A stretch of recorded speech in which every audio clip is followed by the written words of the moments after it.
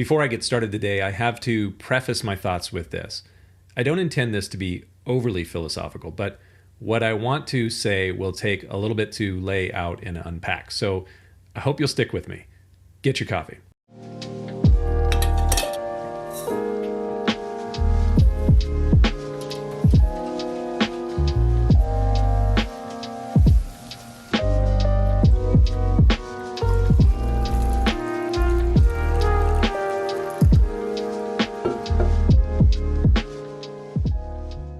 We are all trying to be good, based upon some standard of goodness that appears to be innate.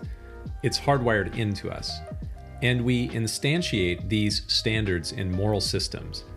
We declare things to be right and wrong, and we hold one another to these standards. Societies do not function apart from some measure of agreed upon morality. This really is the point that C.S. Lewis makes in the opening of his must-read book, Mere Christianity. We have an awareness at the level of conscience that informs us about what is right and wrong. Our conscience, as the Apostle Paul writes in Romans 2, it either excuses our thoughts, words, or actions, it excuses them as being right, or accuses us of wrong. We all have this. Of course, there is a way in which the human conscience can become calloused by repeated injury and neglect, and I would also be willing to grant that the pervasive effects of what the Bible calls sin has dulled the senses of our conscience, even to the point that some individuals appear not to have a fully formed conscience, but those are discussions for another time.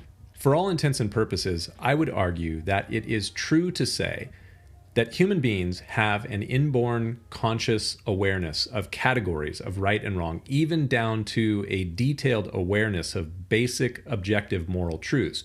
We know that it is true that lying is wrong, that murder is bad, that love is good, that theft is bad, etc., etc., etc. I think we all know this.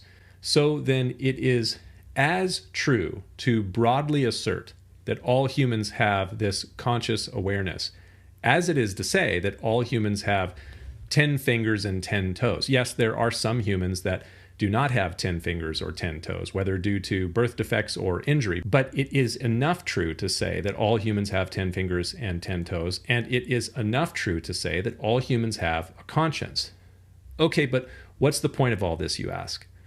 Our innate moral sensibilities are manifested in moral systems, religious and non-religious moral systems alike, by which we believe we will be right, or as religious people would put it, we would be righteous.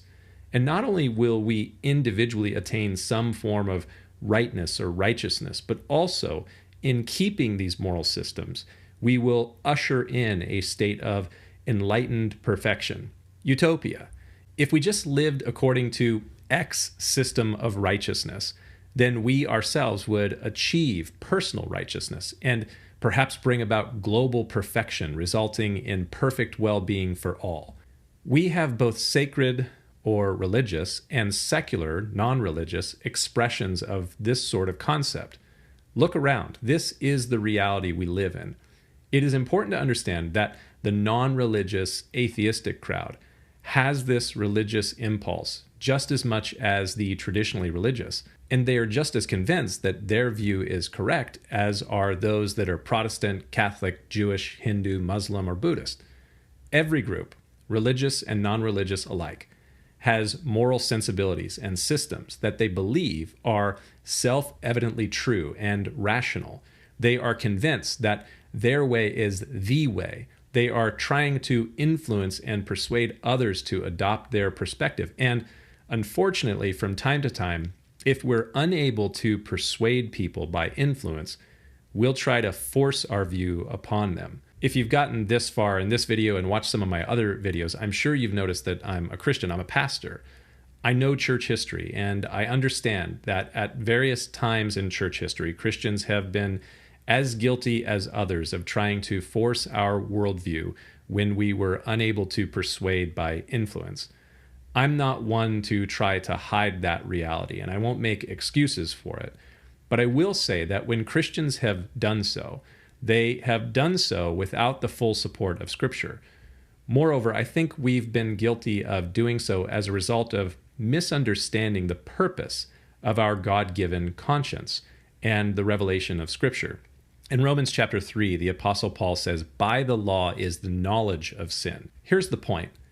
The general revelation of your conscience and the detailed revelation of God's law, neither of these are given so that we will be or become righteous or bring about a perfectly righteous utopia. They are given to show us that we are broken. And I would suggest that they're doing that perfectly in 2021, just as they did 2,000 years ago or 4,000 years ago. We are broken. Our natures are fallen, and we are in need of redeeming grace, forgiveness, and transformation. I understand that it took a lot to get to this point, but this is the point. The inclination of religious and non-religious people to make ourselves perfect and right and to bring about perfectly right societies is a wonderful inclination. When we try to do so, I believe we're trying to live up to an internal drive. But the whole point of what I believe is a God-given conscience and the point of the God-given law in Scripture is to reveal just how much we need what is revealed in the gospel. It is not in us to make ourselves or this world completely righteous. We don't have the capacity. We need something more than we have to give. Something to think about. We'll see you next time.